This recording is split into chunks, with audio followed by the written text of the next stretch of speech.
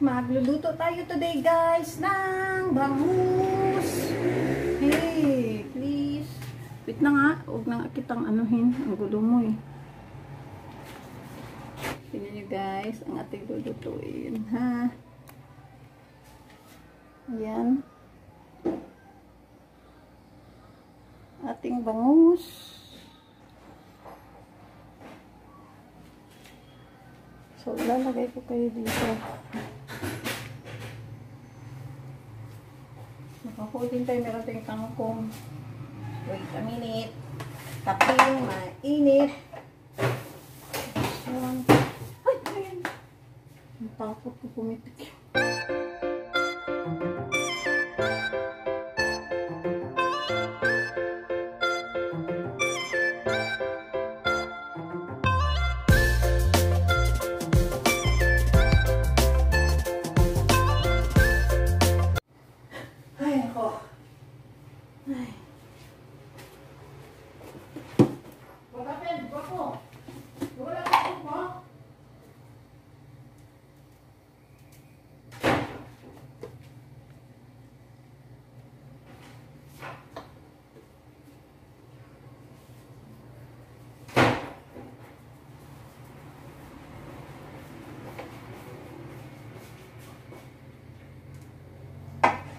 Laki ng bangus. Dati lang konting salt para may dasa siya. And then, sa tayo na.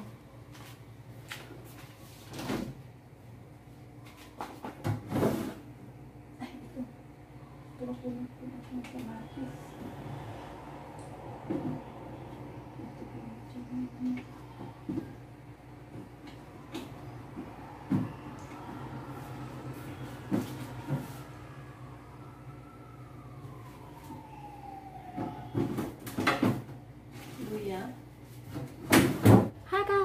Welcome back to my vlog. So, gagawin natin guys, as ay, sabi ko kanina, meron tayo ditong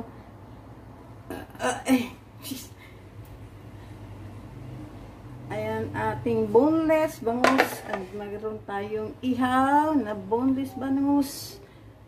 Dali guys. Sorry guys, yan lang ha. So, ayan na guys. Ayan na tayo dito. Double blade yung ating ginawa. Para sa ano. Nag-ihaw tayo ng bangus. Kita ba? Okay. Kita naman. Ihaw tayo ng bangus guys. Shout out sa ating mga subscribers dyan. And sa ating mga followers. Mga friends. Members, thank you.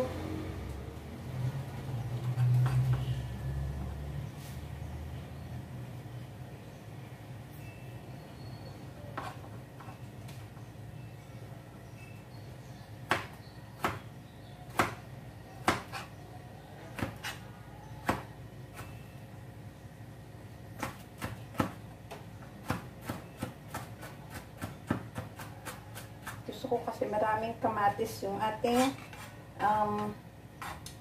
inihaw na bangus.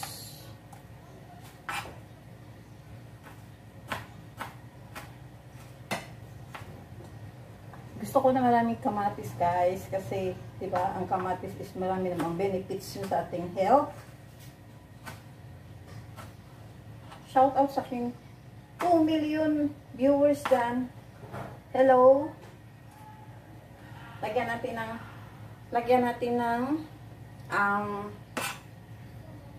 double video kasi yung ginawa ko guys para duha niya itong video ba para duha itong mahimo ba ng kamo tagtama na ni ba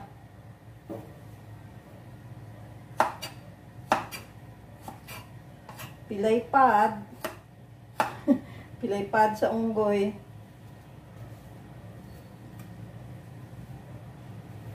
Happy Sunday, everyone! Happy Sunday sa ating mga subscribers, sa ating mga followers. Thank you for coming.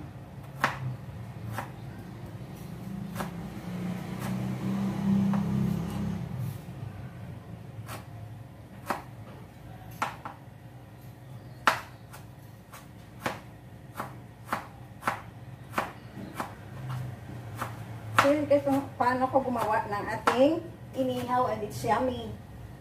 Super yummy, yummy, yummy.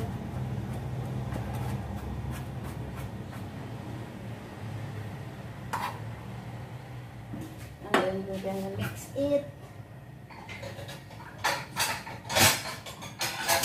Dito natin siya ilagay para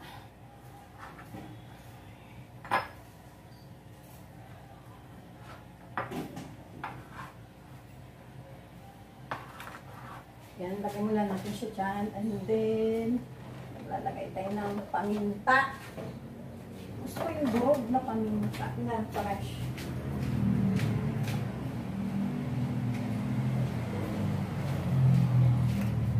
Ito gamitin natin. Ito natin lagay sa ating bangus. Lagay natin dyan.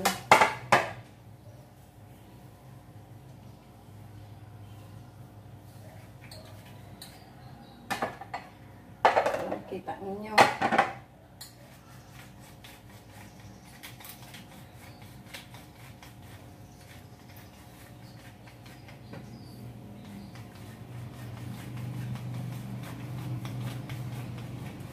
Nilagyan din natin ito ng bango, ng paminta ang ating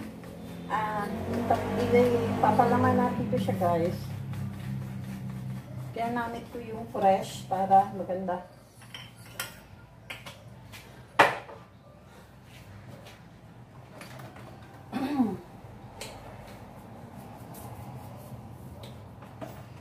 Lagyan natin ito ng asin. Oh, no. Sorry.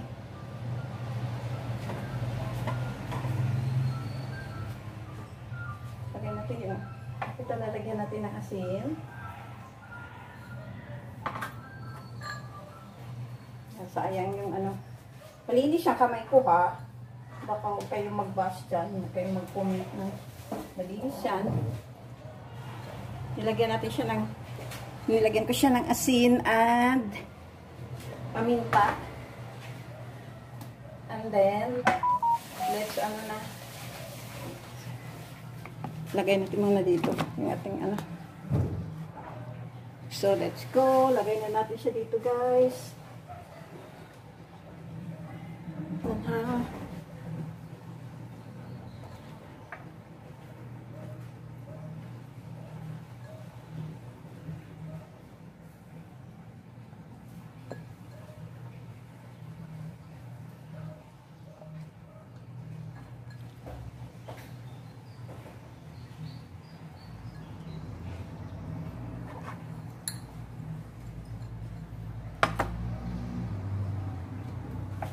And then let's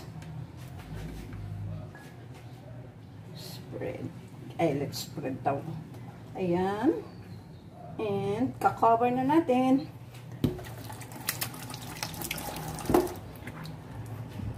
Wait a minute. Malaki yung ating bangus. Parang I think mahigit to siya ng 1 ruler. Or 15 inches ba? O 12 inches yung ating 1 ruler.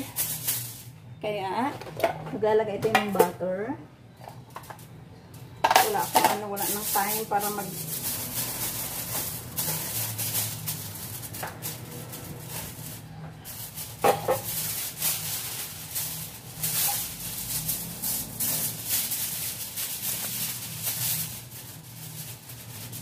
ayan, may butter na yung ating bangus. So yummy. What is it?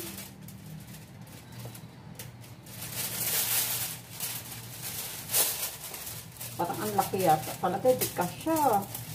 Ganun na lang kaya natin. Huh? Ay, baka maano. Hindi ka siya. Kailangan putulin. Tignan natin kung maputol natin ito. Ayun, naputol ko naman ang kanyang buntot.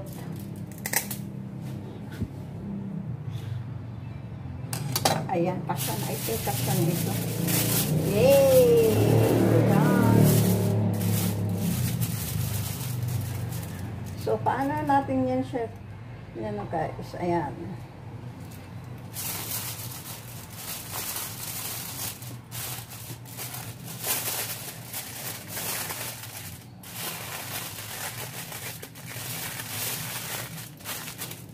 Ito din. Make sure na walang papasok o walang matatapon. Walang papasok na usok. Yay! I'm done. Ayan ang ating ihawing bangus. See you later. Thank you for watching. Finish. Ating guys, oh, dami naming ulam, oh, mayroong kainan na naman kasi is Sunday. Okay. Nabiktima ka rin. Ganyan lang, good. Tama na yan.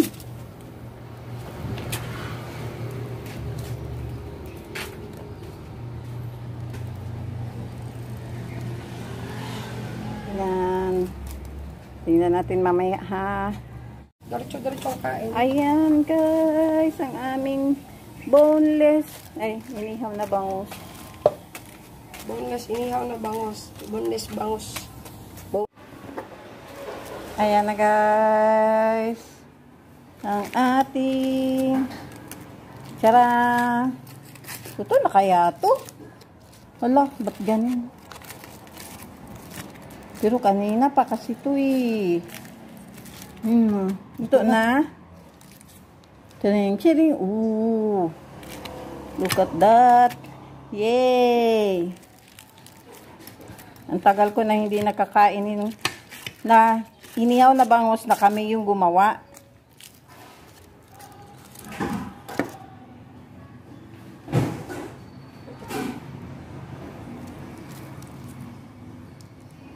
Ayan guys. Oh, wow, grabe ang taba.